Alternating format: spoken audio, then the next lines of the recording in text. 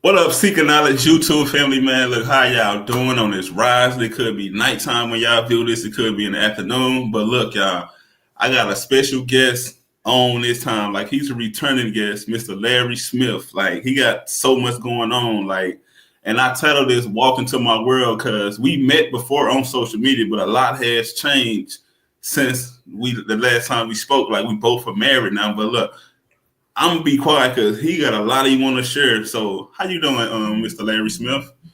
I'm doing great, man. It's good to be back on your show. And I just want to first get out the way that I heard you got nominated for an award for your podcast. Let's first and foremost, this is your show, so let's give you thanks on that.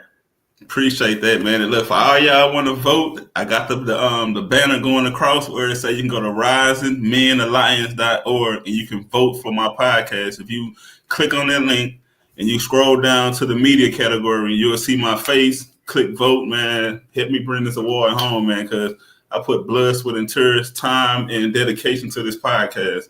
But nah, bro, I'm just a host. It's more about you. Let people walk into your world, bro. Well, I want to start with like we did said on the last show. I've been writing for 14 years. Congrats. And thank you. And within 14 years, you tend to pick up on a lot of things that you need that can. Well, what I do is I pick up on things that can help other writers, amateur writers, because when I was an amateur writer, it almost seemed like you had to have money to find out everything.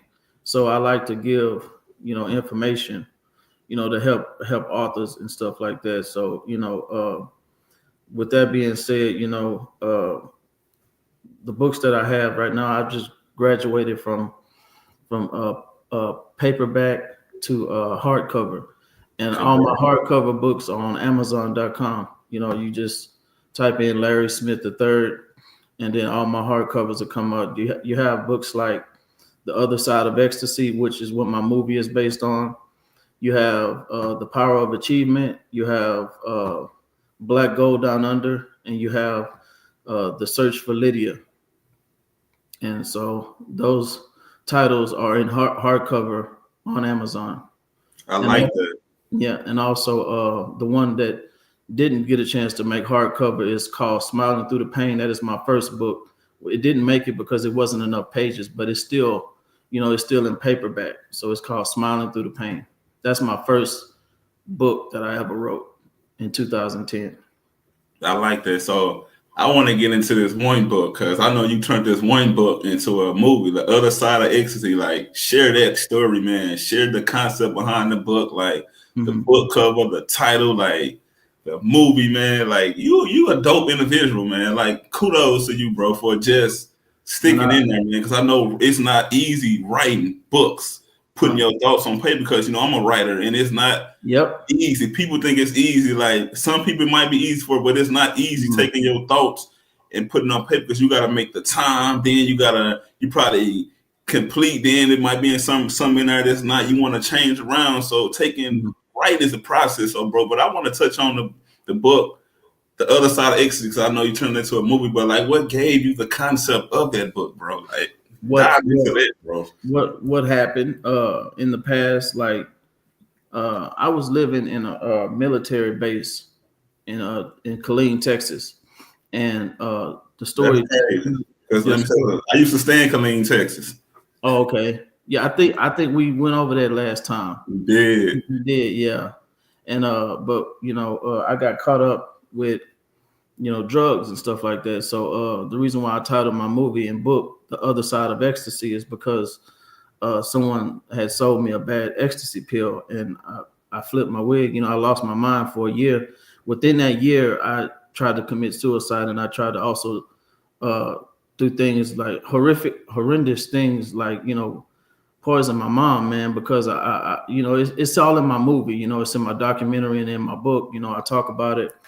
That's what really gave me the courage to write this story, is because I wanted people to know how that drug did me, and also how it could do anyone who actually thinks that it's okay to do it, or any drug, because nowadays, like fentanyl and stuff like that is being laced and stuff. So you don't know, you thinking you're gonna get this drug, but you might be getting fentanyl mixed, and then next thing you know, your life has been taken. So I like to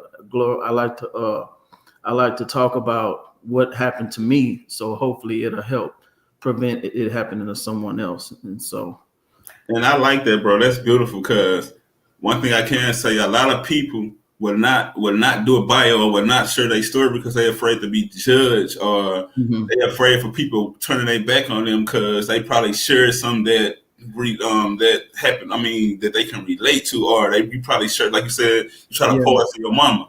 yeah, When you speak the truth, people don't mhm. like the truth, bro. They want to turn their back on you, and I can relate to like girls. Like bro, I used to be addicted to X pills, bro, many years ago, and I Yeah, had suicide thoughts. Like I wanted to take my own life, so I can relate to that, bro. Like yeah, so, but it's a good thing that you're so vulnerable and you're so passionate about sharing your story, bro. I respect it, bro. And I didn't know you stayed in Killeen, Texas, because I'm in San Antonio, Texas now, and I just moved from Killeen, Texas, bro. So we got so much in common, bro, for us, where we stayed at, what happened, like for us yeah. writing books, man. Like, keep going, bro. It's like, so you turned your whole bio and into a movie. How is that process? Like, how did that come about? Because I know we spoke the last time, it's been something you always wanted to do. So how did that come about? And I Well, still want to know, my bad, I still want to know how the dope idea behind that book cover. I feel like I gotta look at that book now. okay. Yeah. Well, it all stemmed from the story itself. Like before I even met you years ago, before I even met you, I was going to many different coffee shops in Houston, Texas, trying to get people to fund my story, the movie, and that happened for about 9 years, and I didn't get no action. So I took it upon myself, and then when I did that, I just started. I just took my own money and I got a hold of someone, and we shot the documentary in 2022. We shot the documentary in 2022, and then a year after that, then we shot the movie. And then what I did was just connected the documentary and the movie together. And Tubi just picked it up, but we gotta wait for it to go live. Man, that's beautiful, man. Like I love that because you did not give up. Like a lot of people would give up after they Yeah. like you said, you was on the grind, bro, in Houston, like Mm-hmm. reaching out to people where they denied. So you like, know what? I'm gonna take things in my own hand. I'm gonna Well, make it happen. that's the only way you're gonna get it out, really, if you don't have the money. That like because people got their own thing going on, and you really can't. You really you can't like get mad at anyone for them not funding your dream because it's your dream. So you got to get up and find a way to make it happen. And I feel like the purpose that is driven for what I'm doing is me and God's purpose, because a lot of people see my story and hear me talk about it, but they don't know what's really behind it. And what's behind it is that I promised God when I was in the bed, going through that when I first took the drug. I promised God that if He just helped me get my mind back, get me to the way I am right now, I would dedicate my life to helping people with a mental illness. So that's why I'm moving like I move. I like that, bro, because even though I'm spiritual, we're on two different journeys, but I like how you acknowledge God. Mm-hmm. Like a lot of people don't believe that the higher power is the reason that they made it through there. They think it's just it just all of a sudden it happened. But I like how you acknowledge that it was God that got you through there, and how you dedicated your life to Him. Like, if you get me through this, Mm-hmm. I'm gonna make everything I do to serve you, bro. I like that, man. That's so beautiful. So When your back is against the wall, you fighting. When your back is against the wall, you got the spiritual, you got God, and you got evil, man. And you trying to find out, okay, how do I get this off me? You know what I'm saying? Because drugs is like, it's a portal, it's a gateway. It's either a gateway to feeling good or it's a gateway to hell to try to get up out of there. And I was in hell. And all I wanted was to be able to do what I'm doing right now, to talk to people, function, breathe, smell, everything, all my senses was gone. And I mean, it was like that for an entire year. So I just witnessed things that you know, I never want to experience again. 2004 was the worst year of my entire life. But like I tell people, the worst thing that has ever happened to you just could be the best thing that ever happened to you, because you Man, can take your story and it can take you places. can you say that one more time for the people that's gonna watch this on replay or probably watch it 2 years from now? Say it again, bro, about your story is what? Your story, the worst thing that ever happened to you just could be the best thing that ever happened to you. You can lay there and wither in it, or you can take it and turn it and let God turn it into gold and just keep moving and keep your head focused. And one thing about it, you can, whatever kind of praying you do, I don't care what you do, spiritual, it ain't, none of it ain't gonna work without hard work. You know, I don't care. You may reap a blessing and you may feel spiritual and you may want this, but at the same time, you're gonna have to put in an effort to do something, because this world and civilization wasn't built just by laying down. You got to get up and you got to make something happen. You know what I'm saying? So whatever your story or whatever, and that's, I'm just on this journey. Like, you know, a lot of people look at my life and they say, "What you mean you're not a famous writer? Because you got 5 books." But I'm like, I'm still not where I want to be. Like, I want to be a famous author. I don't like the word famous, but that's the position that it requires for me in order to be at the top and be able to continue and compete with other professional writers. And I don't really so much want to compete. It's just that I want to be at that level where I'm paid properly, where my message is out and my work is looked at, and I have more eyes on it. You know, you don't have as many eyes on your stuff as when you're not famous, you know, but when you're famous, all eyes is on you. You know what I'm saying? No, I definitely understand what you're saying, because I'm bringing my 5th book out titled From the Hood to the Church Part 2, why I chose spirituality over religion. And it's just my personal journey, because I overcame a lot too. And for you to just share your story, bro, and you don't care what nobody think, whether it's friends, family, whoever. You, man, bro, I'm proud of you so much, bro, because I've seen your growth, bro. I seen that you ain't let nothing stop you, and you just kept pushing like Energizer Bunny. When you saw me the last time we interviewed, I said I was gonna make the movie, and then now you see the movie. So that right there is just a small picture frame of what I've been doing my whole life. I have a fast mind. I tend to tell people what I'm gonna do, and then I do it, because I want them to see the manifestation when it happened.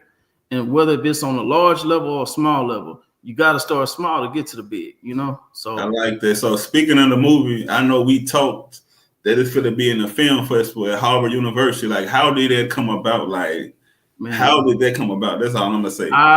The same way I found you on social media. I was just searching, and I came across the person who's helping me, Dr. Monique Akasi, and I came across her, and she watched. They sat down and watched my film, and they made a decision to enter it into the festival. And let me tell you something, man. The competition is thick, man.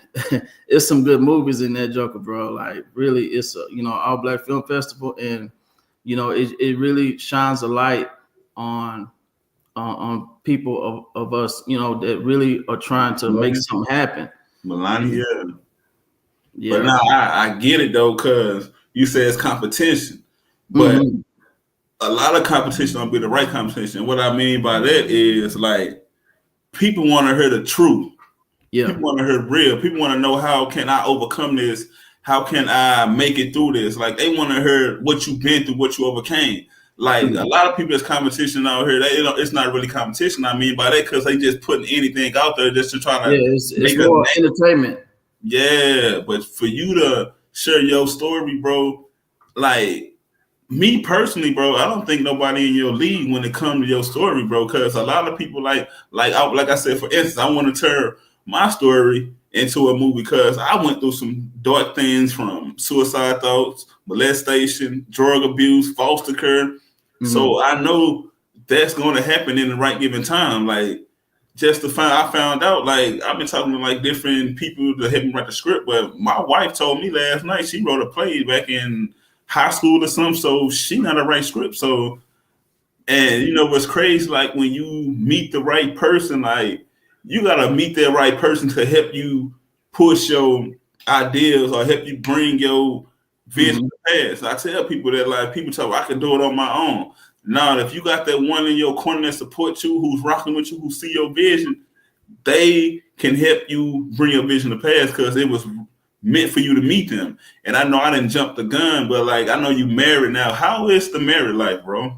Then we go back to the married life is good, man. I waited for almost 9 to 10 years. I was single, and I really when I wanted to meet somebody who was compatible to me more so ever, somebody who actually genuinely loved me for me. And I found that, you know. But with that being said, it's work. Marriage is work, you know. And fresh out the gate, just got married in this work because, and I like that because it lets me know it lets me know the test that I have to stand in order to keep it, and if I really want it or not. So it's really challenging, you know. But I love marriage because, you know, you unify with one another, and you know, you got more than one hustle going. Like you and her is combining, you know, stuff together, and y'all making it happen. And it's just you and her, you know what I'm saying? And that's what I like. And she supports me 100%, 1000%, man. She supports me 1000%. I like that. Like, you know, the last time we spoke, I don't think I was married, or I probably got divorced. Wasn't either. Yeah, but you know, I just got married August the 21st of this year, so I'm still pretty much a newlywed. And like I said, my wife, I give her flowers. I love my wife, man, Erica Bruce. I give her flowers because at the same time, she support me. Like she read my first book of what I went through. Like it brought her in tears. Like she did not judge me. That made her embrace me more. And she see my vision. Like she don't look at me as a weak man when I express my emotions. Like yeah, men need that shoulder to lean on, that they can go to their wife and open up. Like, look, baby, this is what I'm going through. This is how I'm feeling, and not to be placed as a weak man, because all these loving hip hop, all these basketball wives, these shows on TV make it seem like you got to be macho, like a brother got to be macho all the time. Like you don't. You can. Yeah, that's just a false image of what a man should be. Exactly. So congratulations on your marriage, bro. I'm glad you waited, and I'm glad that the universe sent you your queen, man. You know what? I don't even know you, but shout out to your Larry wife, man. Like, thank you for supporting him, man, because like he a good dude, man. I know when I first met him, man, like years ago, he was a good dude, and I knew he was always gonna be the one that's gonna make it and gonna make things happen. So, man, anything else you want to share, bro? Like, we spoke on your marriage, we spoke on the books you got, we spoke on the film festival. Anything else you want to share? Man, I want to share something for people. Go ahead. That struggle with mental illness, just as well as people who struggle with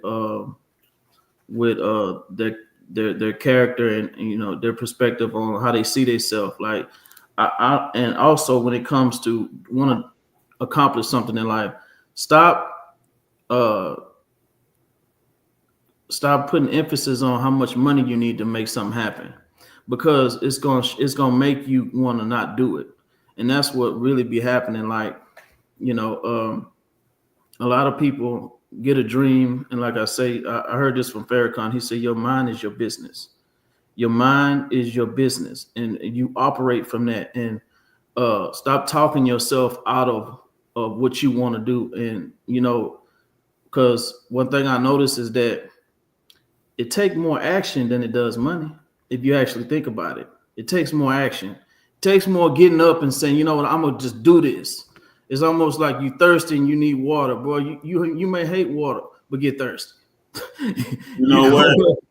I like that because I just did a recording on my audio podcast titled "It's Never the Right Time." And what I mean, it's never the right time until you make it the right time. A lot of people think they need to have the money in their account, the right resources, the right connection. Don't get me wrong. You can connect with the right person. They can and help push your vision. But you gotta start somewhere. You gotta start. It's never the right time until you make it the right time. So, bro, that's beautiful. Wise words, bro. Those wise words. But I just want to get that out for people who are talking themselves out of stuff a lot, because I used to do that a lot. And man, the sky ain't even the limit. You can just do whatever come to your mind. Like just do it.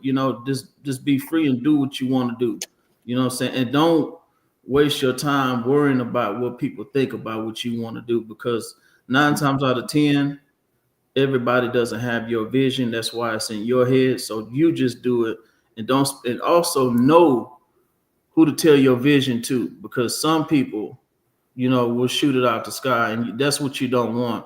Just keep stuff to yourself and only share it with people that that you in tune with, that is not going to try to talk you out of it. That's it. Bro, I just listened to a Jim Rome match. I don't know if you ever heard of Jim Rome. I've been listening to him a lot. And he a motivational speaker, but he like from like the 60s. He's passed on now. And he just shared a message talking about, don't let everybody know your vision, because basically everybody not happy for you. The same people you might share your vision with be the same one that's gonna tear it down or knock you down. Take it. Oh yeah, to tell people, oh, that's not gonna work. But soon it happened, be the same ones that come back like, I know you can do it.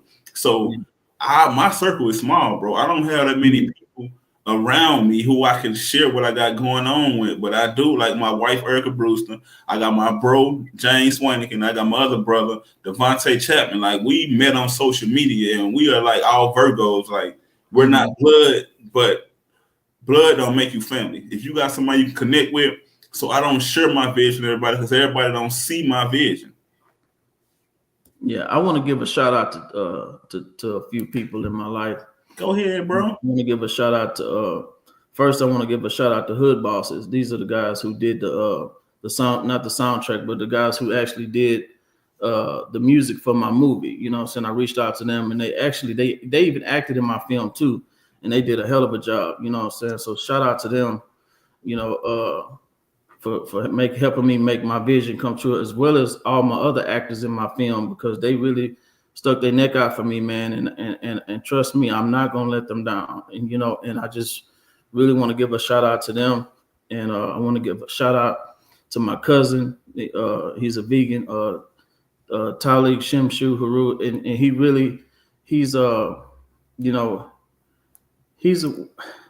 I want to say I don't want to say a critical analyst, but he's more on the critical side of trying to sharpen you without trying to belittle you.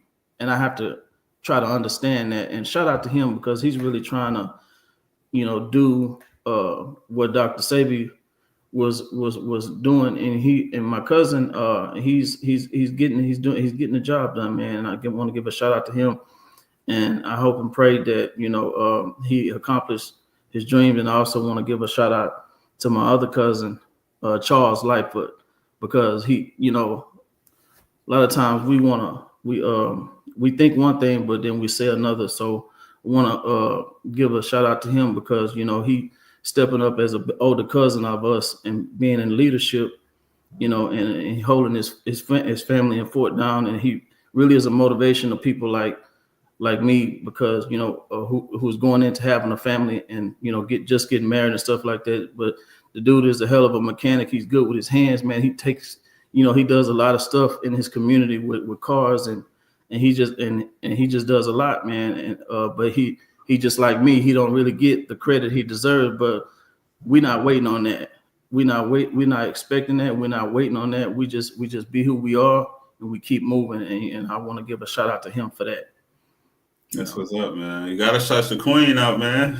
Oh yeah, most definitely. My wife, man, Tamara, my wife is amazing, and she's very intelligent. I tell her that all the time, and I told her, I say,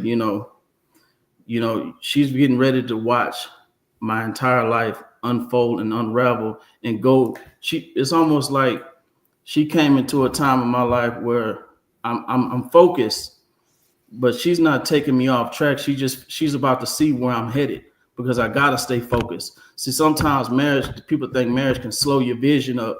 No, it's not. It's gonna contribute to it. And I'm focused on where I want to go. And she's gonna be right there.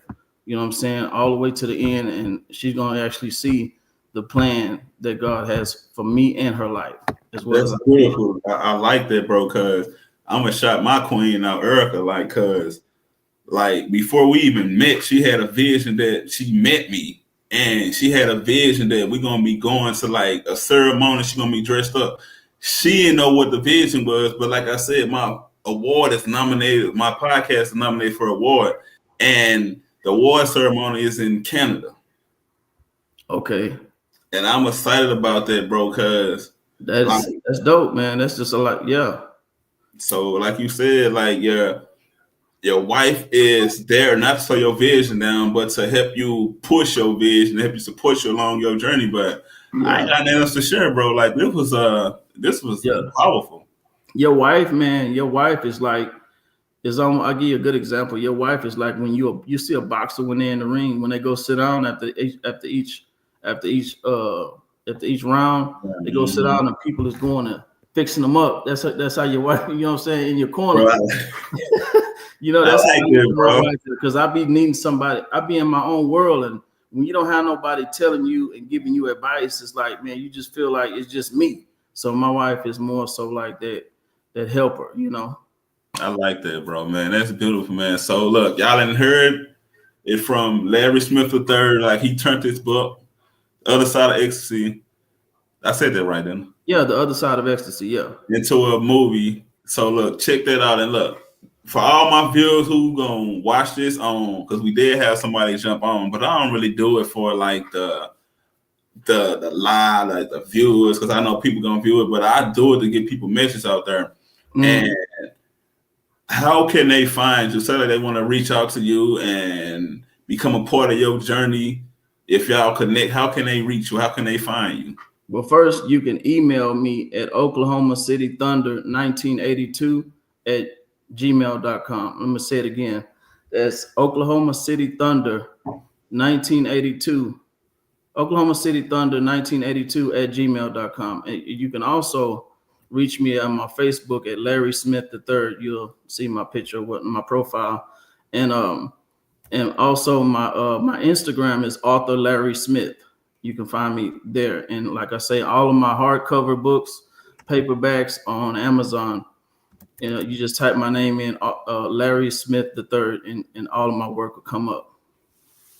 That's beautiful, man. Look, y'all know how y'all can reach me. Y'all can reach me on at my email. If you want to become a guest, you can email me at seekingknowledgepodcast33@gmail.com and come on and have a inspirational conversation. You can follow me on Facebook, DeMarcus Brewster, LinkedIn, DeMarcus Brewster. I'm on Instagram. I'm using my Instagram Seeking Knowledge page. So Seeking Knowledge Podcast on Instagram. And I always like to leave with an encouraging word. Anything you want to leave with the viewers? Yes, I do. I want to leave one of the powerfulest quotes that I keep with me on this journey that I'm on is by Napoleon Hill, the writer Napoleon Hill. He says that the person who does more than what he is paid will soon be paid for more than what he does. Yeah. In other words, no hard work goes unrewarded. You put the work in, you're gonna get the earning. Oh, I know who Napoleon Hill is. Oh, trust me, I know who he is. He's one of the legends too. Yeah. I always like to leave with this. Like I always leave with this because everybody think because they fall, they're a failure. No, look, y'all hear me out. Come a little closer. If you fall in life, whatever you're going through, you're not a failure if you get back up and keep pushing. You only fail when you just give up. So yeah, peace and blessings, y'all. Thank y'all for tuning in. Like, share, comment. Peace, and we'll see y'all next time. All right.